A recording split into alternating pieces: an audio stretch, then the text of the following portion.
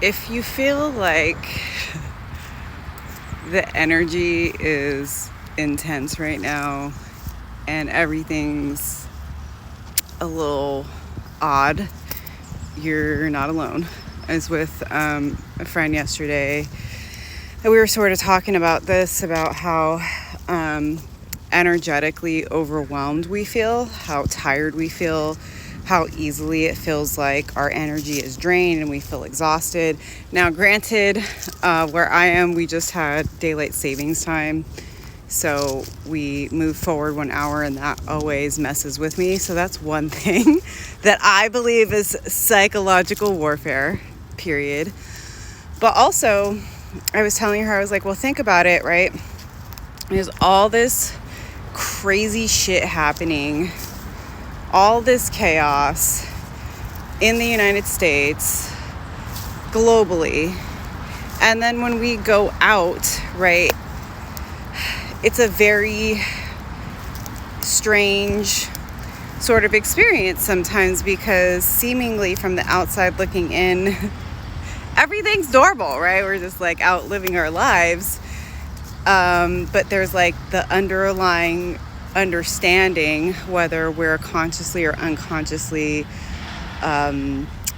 aware of it, that everything has changed. Things are collapsing. We have no idea which way is up,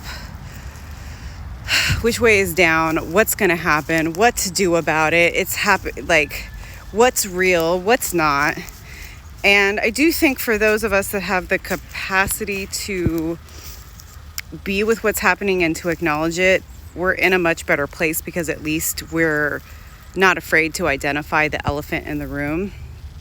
For people that can't do that, it's much more challenging. There's a lot more cognitive dissonance, honestly, and maladaptive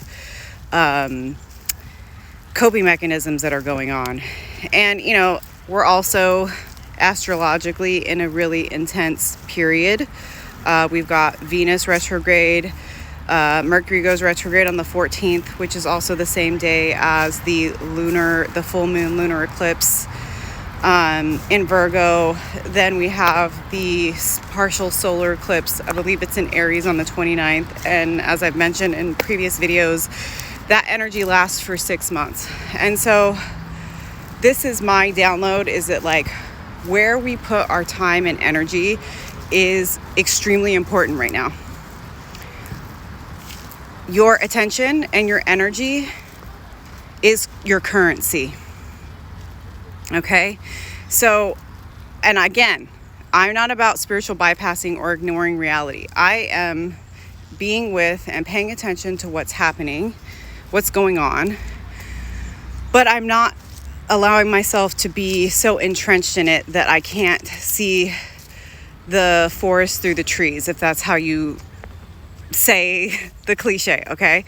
Like, there's so much that's not in our control. What can we control, right?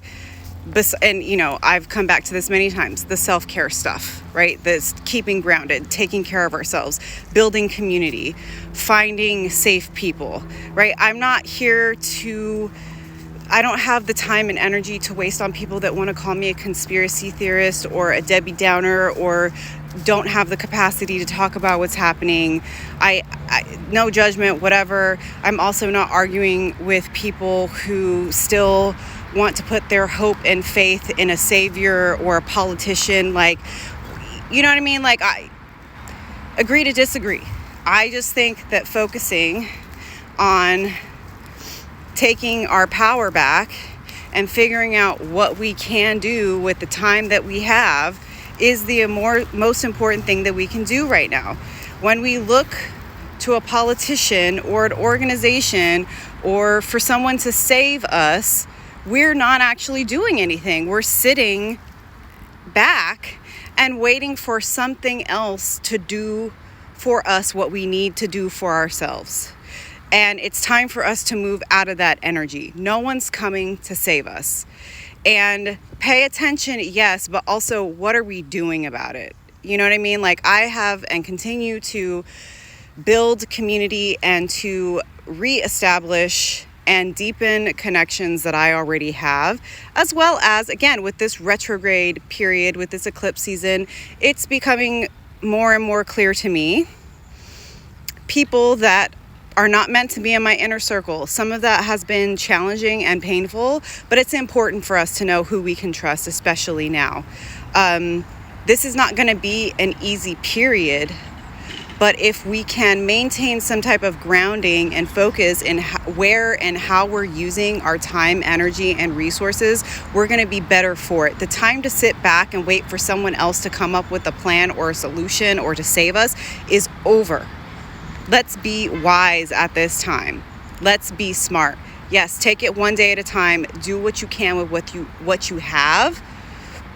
And if you're feeling so overwhelmed that you're in a state of freeze, acknowledge that, and then figure out how to take care of your human so that you can get out of that freeze mode, because it is a time of reflection.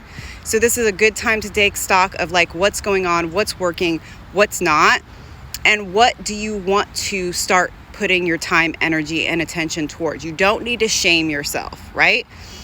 You want to get back on, a skincare routine, a workout routine, a yoga routine, a meditation routine, getting out there into the community, building community, reaching out to friends that maybe you've neglected, right? These are all really good things for us to be doing right now.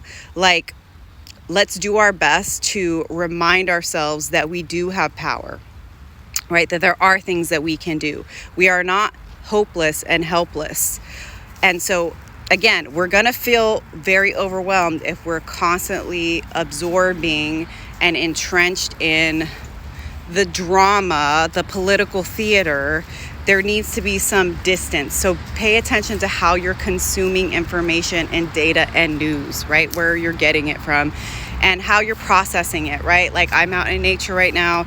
This is what I need to do because the kinetic energy is so overwhelming for me. It's if I don't move it, what am I going to do with it, right? So I don't know who needs to hear this, but I hope it's helpful. Sending you all lots of love. Peace.